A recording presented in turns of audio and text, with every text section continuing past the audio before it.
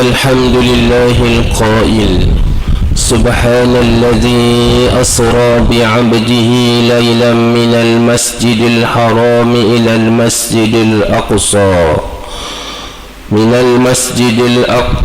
المسجد الحرام إلى المسجد الأقصى الذي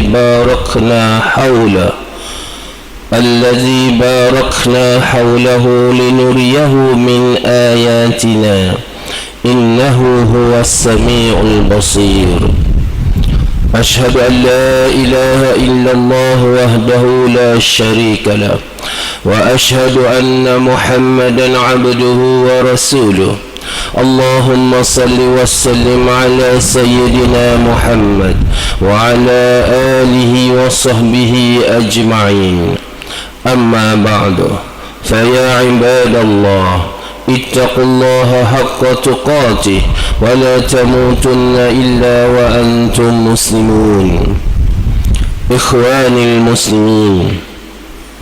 Marilah kita menzahirkan kesyukuran kehadirat Allah Subhanahu wa Ta'ala dengan berusaha meningkatkan amal dan ketakwaan kita kepada Allah serta melaksanakan perintah-perintahnya dan menjauhkan diri daripada segala larangannya. Mudah-mudahan amal ibadat kita diterima dan kita mendapat kejayaan di dunia dan di akhirat. Ikhwanil muslimin, peristiwa Isra dan Mi'raj yang berlaku pada bulan Rajab adalah mukjizat yang dianugerahkan Allah Subhanahu wa Ta'ala kepada Nabi Muhammad sallallahu alaihi wasallam.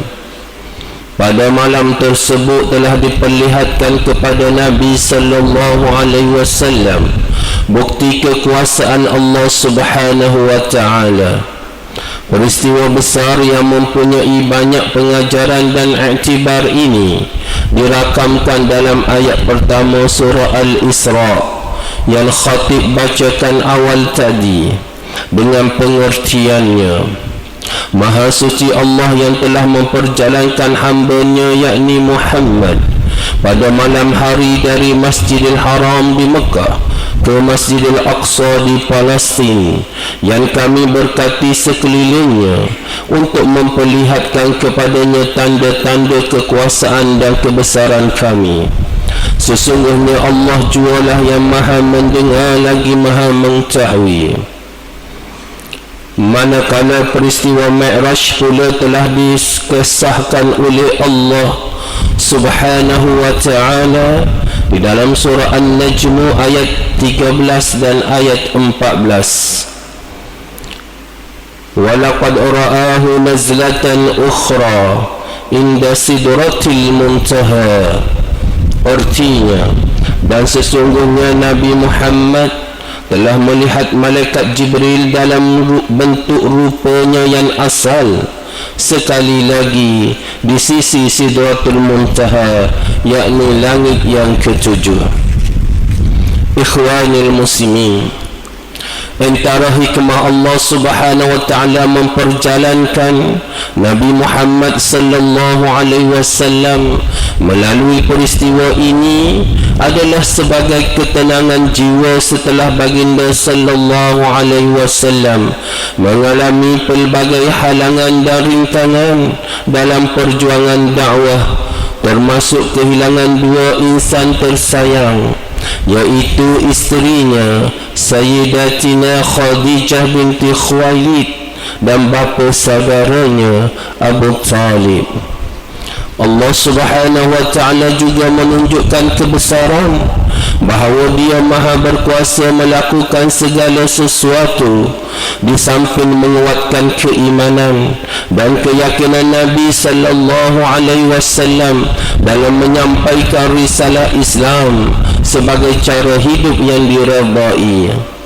Peristiwa besar ini juga menunjukkan kedudukan tertinggi Nabi Muhammad sallallahu alaihi wasallam apabila dimi'rajkan sehingga bertemu Allah Subhanahu wa Ta'ala sebagai penghormatan di samping untuk menerima perintah yang agung. Ikhwanil muslimin, Kemuncak daripada kembara Nabi Muhammad sallallahu alaihi wasallam dalam peristiwa Isra' dan Mi'raj ialah pengurniaan perintah salat secara khusus. Kisah ini diceritakan dalam sebuah hadis sahih yang diriwayatkan oleh Sayyidina Anas bin Malik radhiyallahu anhu. Pada mulanya baginda sallallahu alaihi wasallam menerima kewajipan untuk salat 50 kali sehari semalam. Namun apabila baginda bertemu Nabi Musa alaihissalam, baginda dinasihatkan agar memohon kepada Allah Subhanahu wa taala untuk dikurangkan perintah solat itu, sehinggalah akhirnya berbaki 5 kali solat sehari semalam.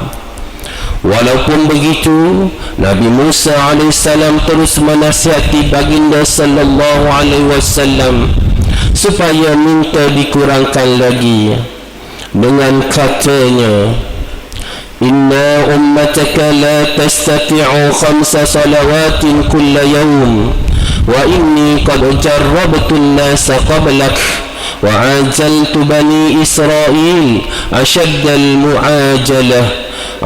al-mu'alajah farji' ila rabbik fas'alhu al-takhfifa li ummatik. Sesungguhnya umatmu tidak akan mampu untuk melakukan 5 kali solat setiap hari. Aku telah mencubanya pada orang sebelum kamu, dan aku telah cuba bersungguh-sungguh melakukannya pada Bani Israel. Kembalilah kepada Allah dan mintalah keringanan daripadanya untuk umatmu. Nabi sallallahu alaihi wasallam bersabda, Sa'altu Rabbi hatta istahyaitu walakinni arda wa usallim. Aku telah meminta sehingga aku menjadi malu untuk meminta lagi, akan tetapi aku reda dan aku berserah kepada Allah. Hadis riwayat Imam Bukhari. Ikhwanil muslimin, salat 5 waktu yang kita tunaikan sehari semalam menjadi amalan pertama yang akan dihitung oleh Allah Subhanahu wa taala. Salat diibaratkan sebagai tiang agama. Kewajipan salat mestilah difahami dan dilaksanakan dengan sebaik yang mungkin oleh setiap umat Islam, baik lelaki atau perempuan yang telah baligh dan cukup syaratnya. Dalam keadaan negara kita dan seluruh dunia masih berdepan dengan pandemik COVID-19, pihak berwajib telah berusaha memberi kebenaran seluas-luasnya untuk masyarakat Islam menunaikan ibadah solat di masjid mengikut kapasiti dengan penjarakan dan pematuhan SOP tertentu. Orang yang bijaksana akan berusaha mengambil peluang untuk sentiasa hadir solat secara berjemaah di masjid atau surau pada setiap waktu. Lebih-lebih lagi kita sebagai kaum Adam. Bahkan di dalam peristiwa agung Isra' dan Mi'raj, Nabi Muhammad sallallahu alaihi wasallam sendiri telah menjadi imam salat bersama para rasul alaihi wassalam. Sayang sekali jika orang kita mengetahui kelebihan solat berjemaah tetapi masih menolak untuk melakukannya. Nabi sallallahu alaihi wasallam bersabda, Salatul jama'ati afdalu min salatil fadzi bi 27 darajah. Yang bermaksud salat jemaah, salat secara berjemaah baik. Salat secara berjemaah lebih baik daripada solat bersendirian sebanyak 27 darjah. Hadis riwayat Muslim. Mengakhiri khutbah pada hari ini, marilah kita sama-sama beriman dan mengambil iktibar daripada peristiwa agung Isra' dan Mi'raj yang berlaku kepada Nabi kita Muhammad sallallahu alaihi wasallam. bahawa apa juga bentuk urusan manusiawi di muka bumi ini pasti tidak terlepas kaitannya dengan Yang Maha Kuasa. Hubungan kita sesama manusia hendaklah sentiasa dijaga dengan rapi, apatah lagi hubungan kita sebagai makhluk dengan Allah Al-Khaliq yang Maha Pencipta mestilah dipelihara sepanjang masa. Oleh itu, khatib ingin mengingatkan diri kita semua agar sentiasa memberi keutamaan kepada ibadah solat dengan melakukannya sebaik yang mungkin. Berusahalah untuk tunaikan solat fardu secara berjemaah dan istiqamah. Mudah-mudahan kita dan semua ahli keluarga serta masyarakat akan beroleh kejayaan dan keselamatan di dunia ini dan lebih-lebih lagi di akhirat nanti. A'udzu billahi minasyaitonir rajim. Ya ayyuhallazina amanu rka'u wasjudu wa'budu rabbakum waf'alul khaira la'allakum tuflihun. Artinya, wahai orang-orang yang beriman, rukuklah serta sujudlah mengerjakan sembahyang dan beribadatlah kepada Tuhan kamu dengan mentauhidkannya, serta kerjakanlah amal-amal kebajikan supaya kamu berjaya di dunia dan di akhirat. Surah Al-Hajj ayat 77. Ikhwanil muslimin, dalam suasana negara kita yang masih dilanda COVID-19 ini, maka sekali lagi khatib ingin mengingatkan saudara jemaah sekalian untuk sentiasa berdoa kepada Allah agar mengangkat wabak yang sedang melanda negeri dan negara kita ini. Perbanyakkanlah membuat amal ibadah serta meninggalkan segala maksiat.